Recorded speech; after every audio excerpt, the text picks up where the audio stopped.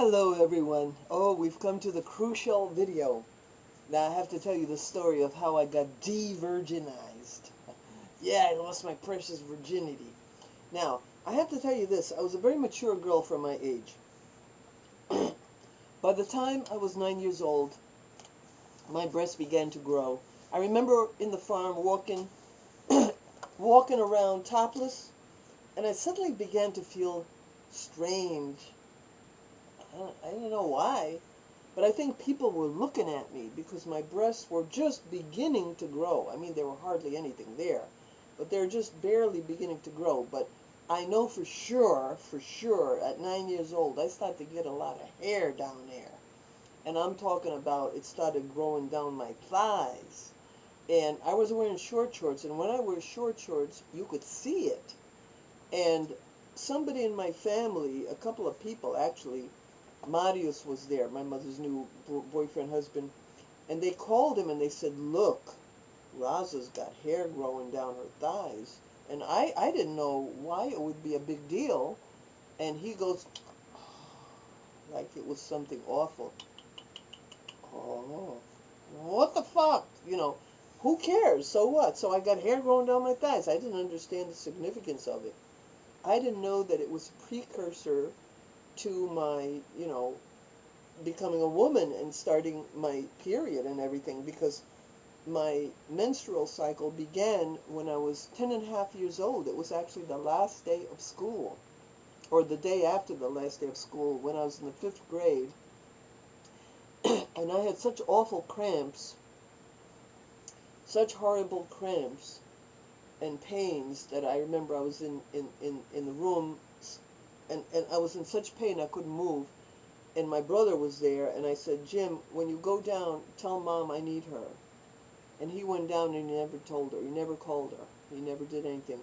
I finally practically crawled down the stairs and told Mom, "Mom, I'm dying. I've got such pain, I'm dying." It was menstrual cramps.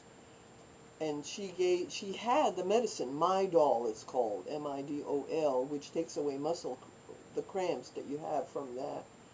And my stupid evil brother wouldn't even call Mom when I begged him, "Tell Mom I need her." He didn't even tell her. And I had to crawl down the stairs and plead with her for help. But anyway, like I said, I was not even 11 when my period started. So I matured early. The average girl probably gets her period when she's 13, 12, 13, but mine was almost 11. So my hymen, the hymen is the skin over your vagina, it was never broken. And I think that when you delay intercourse, which of course most girls would, but a lot of girls won't, because I believe that 75% of girls are sexually molested. So they get their hymen broken in childhood sometimes. I was not molested.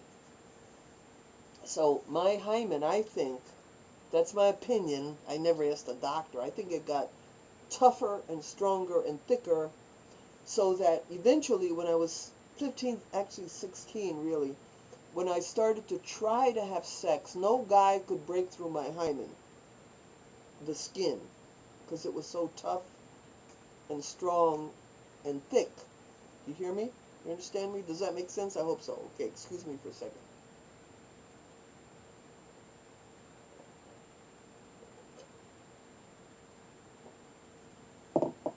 Alright, now,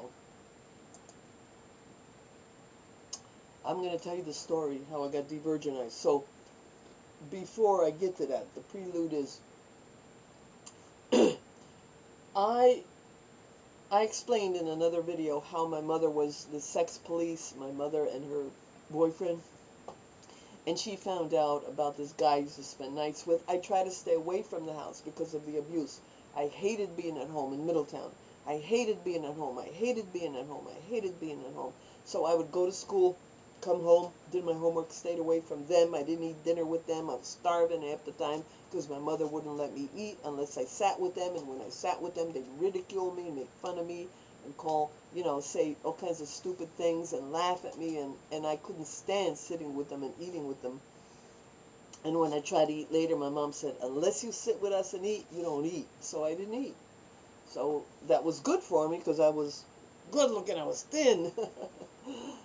But so my mother found out about this boy that I used to spend the nights with on the weekends. He was a 16-year-old, very mature boy, rich boy, had his own little house, and he was a surveyor. His dad probably got him the job, I'm sure of it. He was very wealthy. They had a mansion somewhere, and then they had a summer house also, not far apart, a summer house close by. And I think they lived in Rumson, New Jersey, Rumson, right on the water and stuff.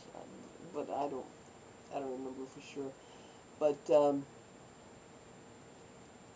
so I used to sleep with the guy, and I used to have sex, but he never got in all the way. The guys could only get it in like 2 or 3 inches, And once they got that high, the hymen would stretch, and it would hurt me, but they couldn't break through.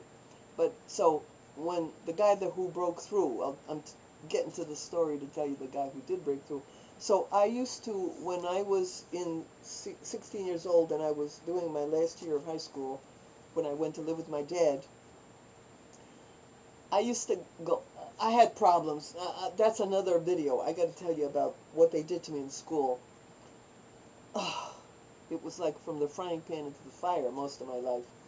It's like one altercation, one trauma, one crisis to another. So there was a crisis.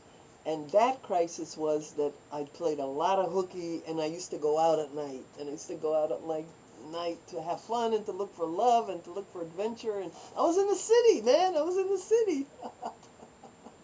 So you couldn't hold me down, So I went wandering around, and I went on the street. Now, I'll never forget the street, but I don't remember the name of the place. It was on Barrow Street in Greenwich Village, Barrow,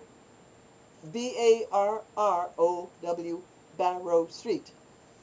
And I wandered into this club without knowing what it was, and it was a gay bar. And they had a band. And in the band, it was like Joey G and the Starlighters or something about Joey G or something. And there was one guitar player, and I got infatuated with him. And so because of him, I kept going back, and I got to meet a lot of girls, and I got exposed to the gay women. I even tried to be gay, except it didn't work out too well. Because I couldn't go with that. I couldn't flow with it. I couldn't go with it. I had girls came up to me, and they figured I was gay because I was hanging out in a gay bar. But they didn't know I was infatuated with the guitar player. So I had a lot of females, good-looking ones, nice ones, came up to me and asked me to go out with them and have sex or whatever. They weren't as crude as men. They weren't crude. They were nice. They were really, really nice. And I wanted to have friends, and I was lonely, and I was hurt, and I wanted to be friendly, and I tried to be friendly. I took one of them home to my apartment where my dad was. Oh boy, I'm never going to get through this. It's almost 10 minutes I've been talking. This will take me another video to tell you the whole story. But, so, big deal. So I'll do another extra video. But I remember one incident, there was a black girl who really she had big ones too. And she was very attractive. There were a lot of nice girls there, a lot of good-looking, beautiful girls. The most beautiful girl in the bar, gorgeous, drop-dead gorgeous, came up to me and started chatting me up. She was gorgeous, and she was very jikey, but very beautiful and she was with it. And she said this and that and the other, And she asked me how many women I had sex with or something or other. I don't remember what. And I said, well, I never have. I've never had sex with a woman, female. And she just looked at me like I was crazy, and she just walked away and never spoke to me again. So then another girl, a black girl, very attractive, beautiful, gorgeous body, and I took her home to my apartment in Brooklyn where I lived with my dad, and she slept with me in the bed, and I think she tried to do something to me, but I just couldn't do it. I just couldn't do it. But here's the bad part. When I think I got up and I had to go somewhere, and I went. I had an errand, something important I had to do, and I left her there. And then she got up and she talked to my dad, and she told my dad that we were gay. So one more thing to make me seem to my dad like I was a wild and crazy, perverted son of a gun, son of a bitch or whatever I was. Son of a bitch, daughter of a bitch. Yes, I was the daughter of a bitch, for sure. Excuse me. Salute. I'm not drunk.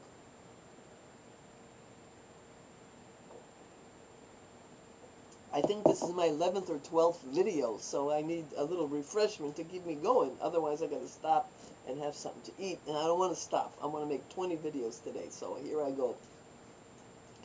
All right, so she told my dad, oh, she was very pissed at me.